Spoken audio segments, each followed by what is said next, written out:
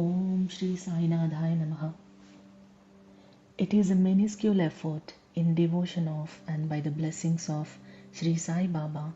I narrate the chapters of Shri Sai Satcharita written by Govind Raghunath alias Hemat Pant, translated in English by Nagesh Vasudev Gunaji. We will read all the great stories of Shri Sai Satcharita from chapter 1 till the end. With great devotion to Shri Sai Nath, I welcome you all to join me in this divine journey and enjoy the blessings of Shri Sai Baba.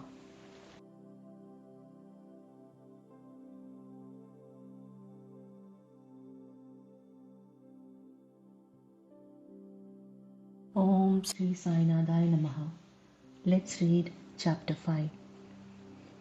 Baba's written with Chand Patil's marriage party, welcomed and addressed as Sai, contact with other saints, his dress and daily routine, the story of the Padukas, wrestling bout with Mohideen and change in life, turning water into oil, the pseudo Guru Jauhar Ali.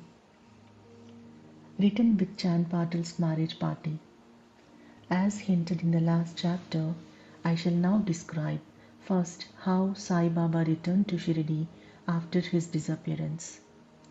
They lived in the Aurangabad district, Nizam state, in a village called Dhoop, a well-to-do Mohammedan gentleman by name Chand Patil. While he was making a trip to Aurangabad, he lost his mare. For 2 long months he made a diligent search, but could get no trace of the lost mare. After being disappointed, he returned from Aurangabad with the saddle on his back. After travelling 4 kos and a half, he came on the way to a mango tree under the foot of which sat a Ratna. He had a cap on his head, wore kafni, and had a satka under his armpit, and he was preparing to smoke a chilim. On seeing Chand Patil pass by the way, he called out to him and asked him to have a smoke and to rest a little. The fakir asked him about the saddle. Chand Patil replied that it was of his mare which was lost. The cure fellow or fakir asked him to make a search in the nala closed by. He went, and the wonder of wonders, he found out the mare. He thought that this fakir was not an ordinary man, but an Avalia, a great saint. He returned to the fakir with the mare. The chilim was ready for being smoked, but 2 things were wanting: fire to light the pipe, and water to wet the chapi, piece of cloth through which smoke is drawn up. The fakir took his prong and thrust it forcibly into the ground, and out came a live burning coal, which he put on the pipe. Then he dashed the satka on the ground, from whence water began to ooze. The chapi was wetted with that water, was then wrung out and wrapped round the pipe. Thus everything being complete, the fakir smoked the chilim and then gave it also to Chand Patil. On seeing all this, Chand Patil was wonderstruck. He requested the fakir to come to his home and accept his hospitality. Next day, he went to the Patil's house and stayed there for some time. The Patil was a village officer of Dhoop. His wife's brother's son was to be married, and the bride was from Shirdi. So Patil made preparations to start for Shirdi for the marriage. The fakir also accompanied the marriage party. The marriage went off without any hitch. The party returned to Dhoop, except the fakir alone stayed in Shirdi and remained there forever. How the fakir got the name Sai? When the marriage party came to Shirdi, it alighted at the foot of a banyan tree in Bhakt Mahalsapati's field near Khandoba's temple. The carts were loosened in the open courtyard of Khandoba's temple, and the members of the party descended one by one, and the fakir also got down.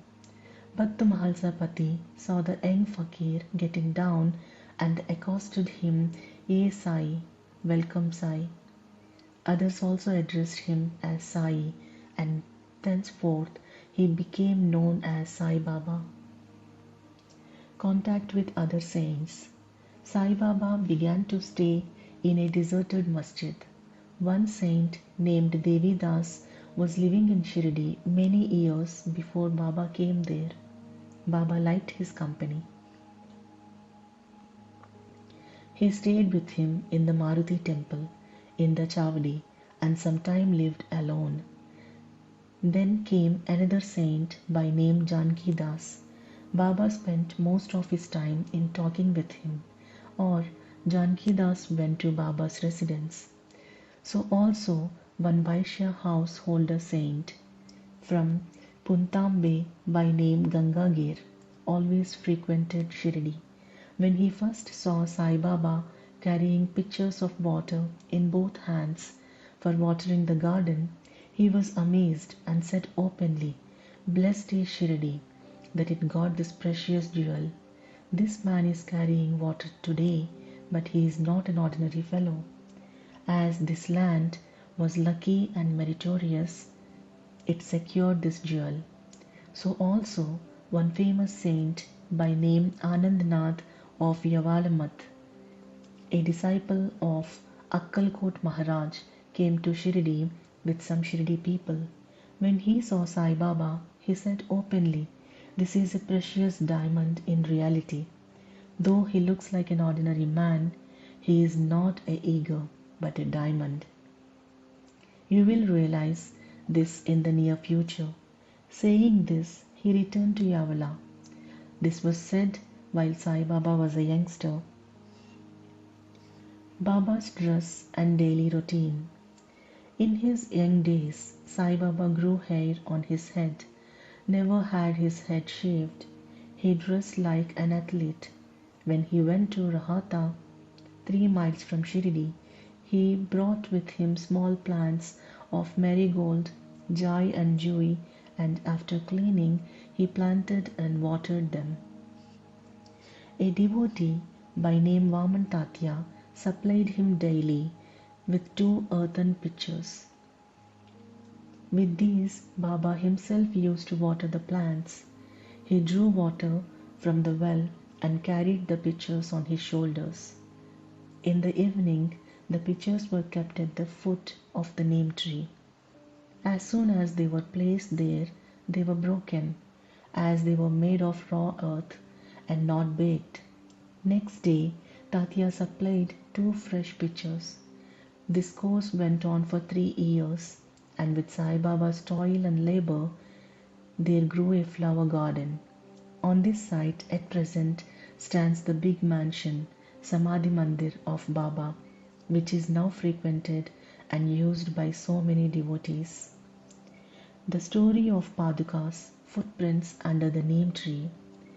A devotee of Akkalkot Maharaj by name Bhai Krishnaji Ali Bakkar worshipped the photo of Akkalkot Maharaj. He once thought of going to Akkalkot, Sholapur district, taking the darshana of the Padukas, footprints of the Maharaj, and offering his sincere worship there. But before he could go there, he got a vision in his dream. Akkalkot Maharaj appeared in this vision and said to him, "Now Shirdi is my resting place. Go there and offer your worship." So Bhai changed his plan and came to Shirdi, worshipped Baba, stayed there for 6 months and was happy. As a reminiscence of this vision, etc., he prepared the Padukas and installed them on an auspicious day of Shravan, Shaka 1834-1912 AD under the neem tree with due ceremonies and formalities conducted by Dada Kelkar and Upasani. One Dikshit Brahman was appointed for worship, and the management was entrusted to devotee Sagun. Complete version of the story. Mr. D.V. Deo, retired Mamlatadar of Thana and a great devotee of Sai Baba, made inquired about this matter with Sagun Meru Naik and Govind Kamlakar Dikshit, and has published a full version of the Padukas in Sai Leela Volume 11, Number 1, page 25. It runs as follows. In 1834 Shaka, 1912 AD, one Dr. Ramarao Kotare of Bombay came to Shirdi for Baba's darshana. His compounder and his friend Bhai Krishnaji Alibakar accompanied him. The compounder and Bhai became intimate with Sagun Meru Naik and G.K. Dikshit. While discussing things, these persons thought that there must be some memorial of the fact of Sai Baba's first coming to Shirdi and sitting under the holy neem tree. They thought of installing Baba's Padukas there and were going to make them of some rough stones. Then Bai's friend, the compounder, suggested that if this matter be made known to his master, Dr. Ramarao Kotare, who would prepare nice Padukas for this purpose. All liked the proposal, and Dr. Kotare was informed of it. He came to Shirdi and drew a plan of the Padukas. He went to Upasani Maharaj in Khandoba's temple and showed him his plan. The latter made many improvements, drew lotuses, flowers, conch, disc, man, etc., and suggested that the following shloka regarding neem tree's greatness and Baba's yogi powers be inscribed. The verse was as follows.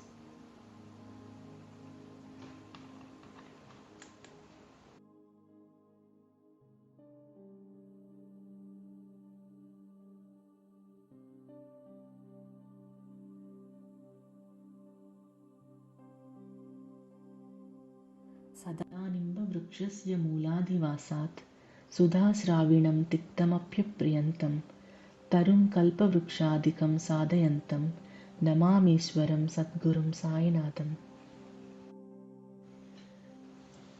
Upasani's suggestions were accepted and carried out. The Padukas were made in Bombay and sent to Shirdi with the compounder. Baba said that they should be installed on the Paurnima, Shravan. On that day at 11 a.m., G.K. Dikshit brought them on his head from Khandoba's temple to the Dwarakamai masjid in procession. Baba touched the Padukas, saying that these are the feet of the Lord, and asked the people to install them under foot of the neem tree. A day before, one Parsi devotee of Bombay named Pasta Sheth sent 25 rupees by money order. Baba gave this sum for the installation of the Padukas. The total expense of installation came up to 100 rupees, out of which 75 rupees were collected by subscriptions. For the first 5 years, G.K. Dikshit worshipped the Padukas daily, and then this was done by Lakshman Kacheshwar Jakadi. In the first 5 years, Dr. Kotare sent 2 rupees per month for lighting, and he also sent the railing round the Padukas.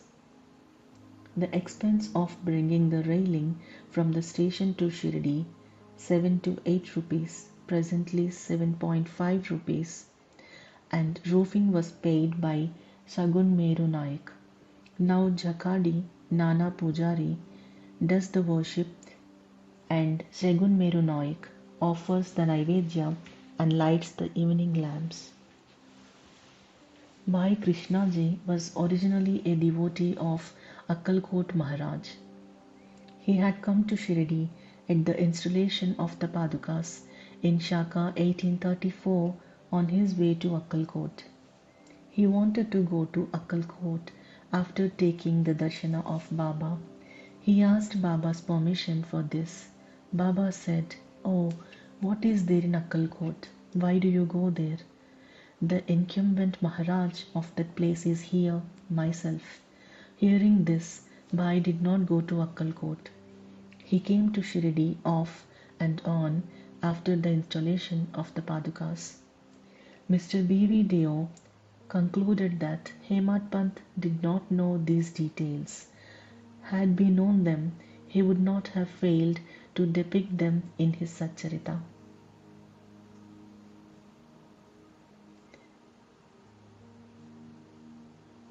Wrestling bout with Mohideen Tamboli and change in life.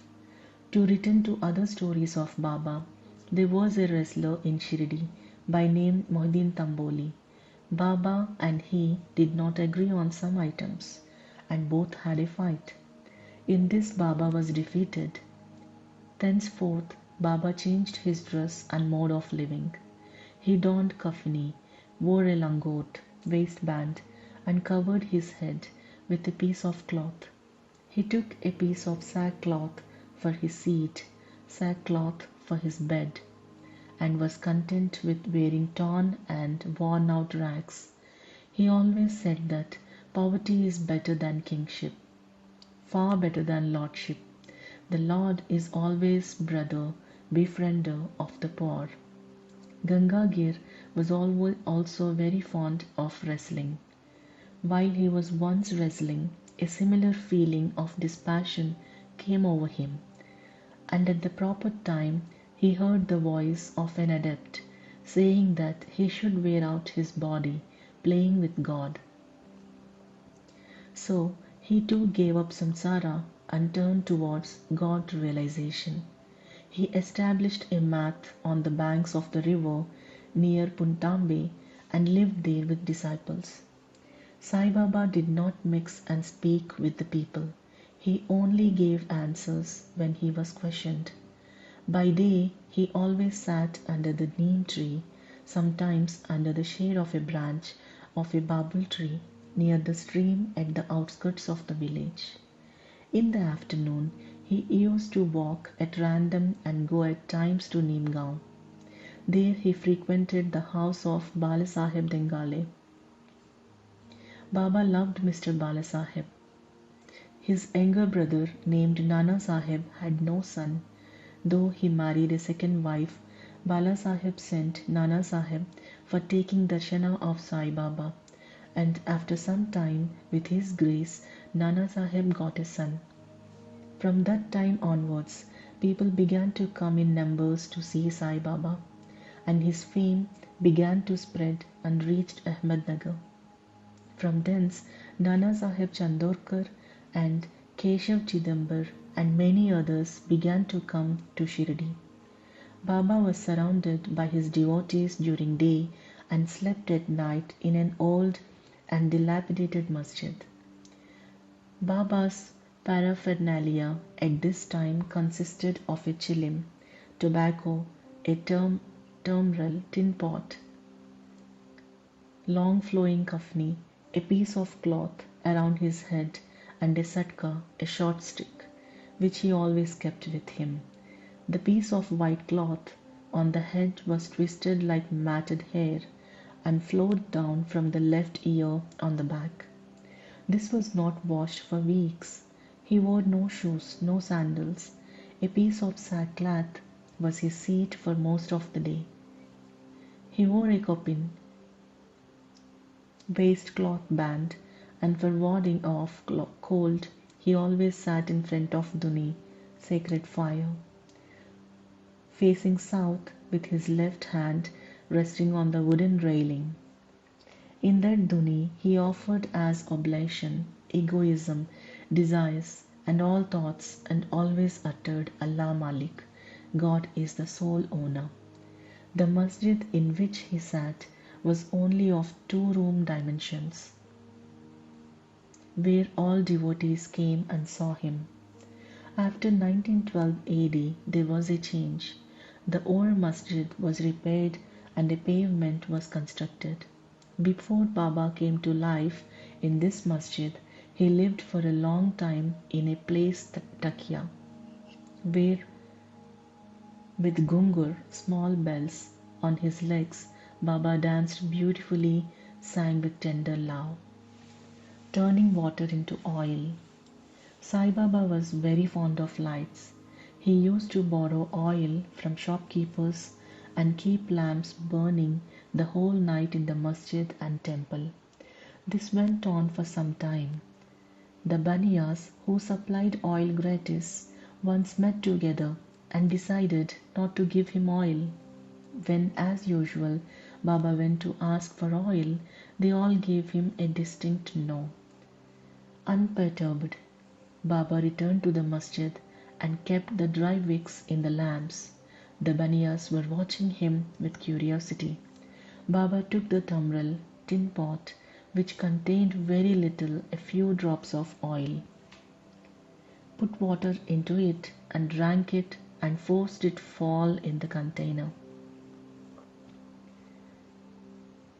After consecrating the tin pot in this way, he again took water in the tin pot and filled all the lamps with it and lighted them.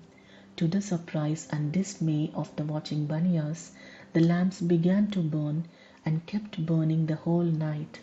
The Baniyas repented and apologized.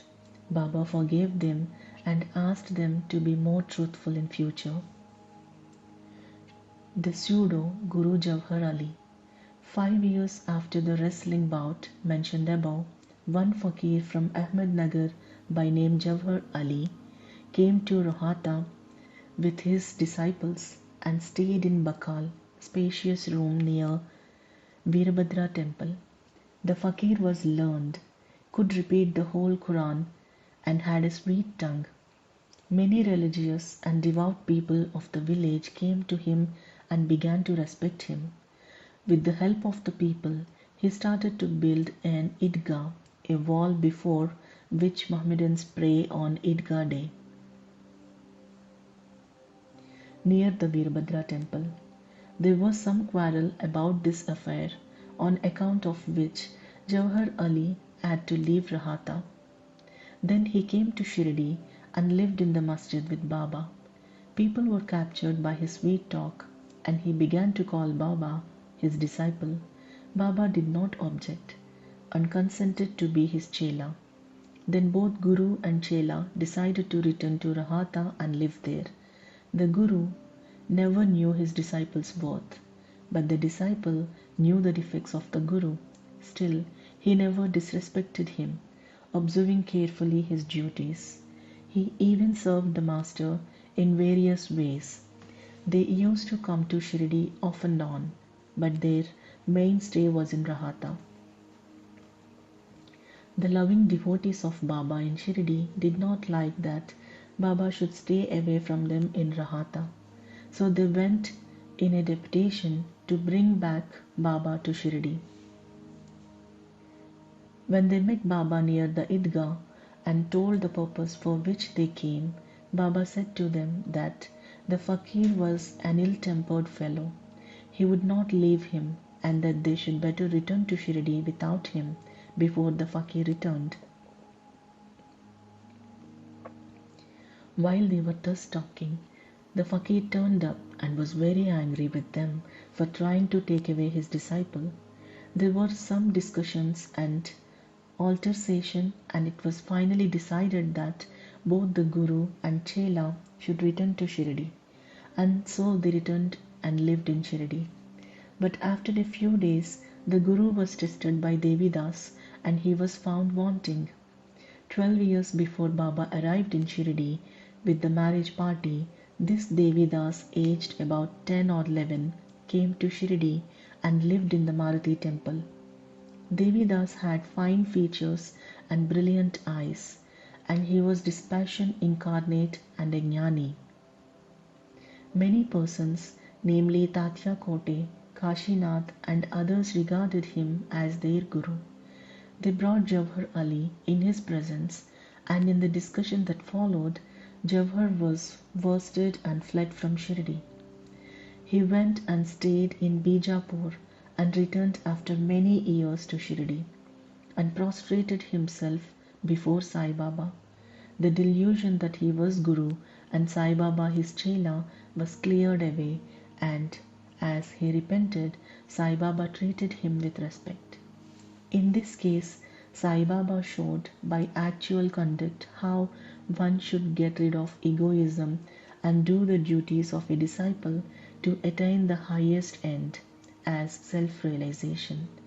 This story is told here according to the version given by Mahalsapati, a great devotee of Baba. In the next chapter will be described Ramanavami festival, the masjid, its former condition and later improvement, etc. Bow to Shri Sai, peace to be all.